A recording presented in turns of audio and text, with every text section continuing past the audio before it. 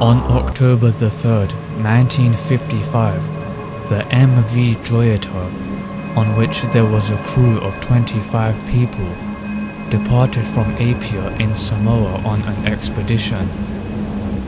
Bound for the Tokelau Islands, this near 70-foot wooden vessel was to travel approximately 270 miles north.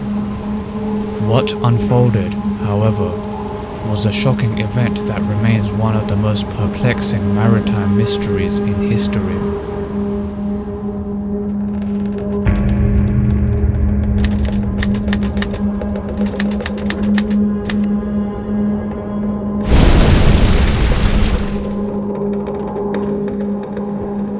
Apia is the capital and only city of Samoa.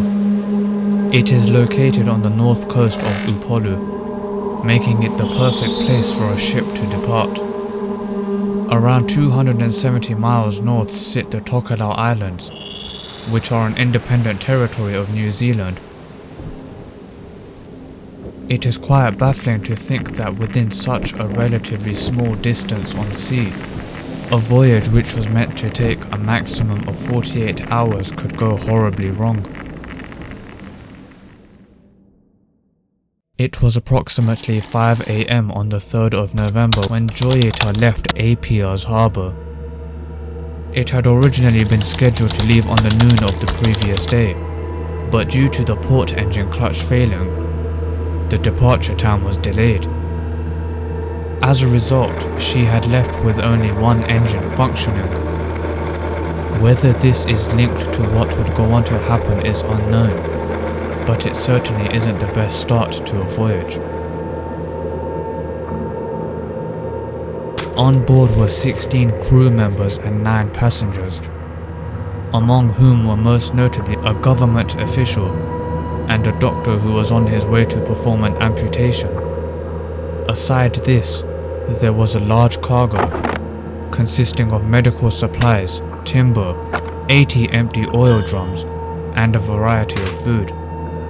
Aside the faulty engine, they were more than well equipped to last a maximum of 2 days on board. The 5th of November, the expected arrival date, came and went. On the 6th, people became uneasy. A message from Whakauwha port reported that the ship was overdue. No ship or operator had received a distress signal, which was naturally confusing for everyone. In response, they decided to launch a search and rescue mission. Within 6 days, a search and rescue team covered an incredibly large area of nearly 100,000 square miles of ocean. There was, however, no sign of Joyita or any of the passengers.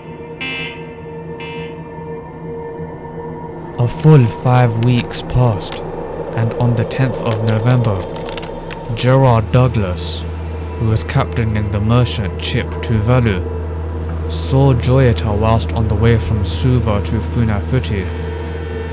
It was more than 600 miles from its scheduled route, partially submerged and listing heavily to one side. Eerily, there was no sign or trace of any of the passengers. Even more surprisingly, 4 tons of the cargo were missing. The recovery party realized that the radio was tuned to the International Marine Distress Channel. A lot of discoveries were made upon inspection of the wreckage. Barnacle had been growing for some time above the waterline, indicating that it had been listed for some time. Some of the ship was also damaged, and its logbook and other navigational equipment were missing. To top it off, a doctor's bag was found, which contained medical equipment and blood-stained bandages. All of this indicates some sort of disaster had occurred, which the whole world was completely unaware of. A lot of speculation exists regarding what actually happened to the crew. Some people speculate that pirates could have taken the crew and passengers, which, while unlikely due to the cargo and personal belongings being missing, is still possible as the area is relatively isolated. There is also the possibility that there were internal conflicts on the crew, leading to a deadly confrontation. This could be possible as there were bloodied bandages found on the ship. Maybe the attackers decided to leave the ship once everything had happened, to keep hidden. Or perhaps there was a mechanical or another critical failure in the ship, leading the crew to abandon the ship altogether. The fact that puts this theory in doubt is that, whilst listing to one side, the Joyita was still buoyant, staying afloat for a long time even after being abandoned. People have also come up with less likely theories. A lot of theorists are of the belief that the crew encountered aliens and they were then abducted. The damaged radio, along with missing lifeboats, are cited as evidence of an encounter with the unknown. Maybe whilst they were trying to communicate for help, they were swept away, leaving no sign behind. Whatever happened, sadly the crew was never found again. Their fates have remained unknown to the world, leaving many to ponder on what actually happened. The pain for their family is that they were never given any closure, and likely passed away without ever knowing what happened to their loved ones.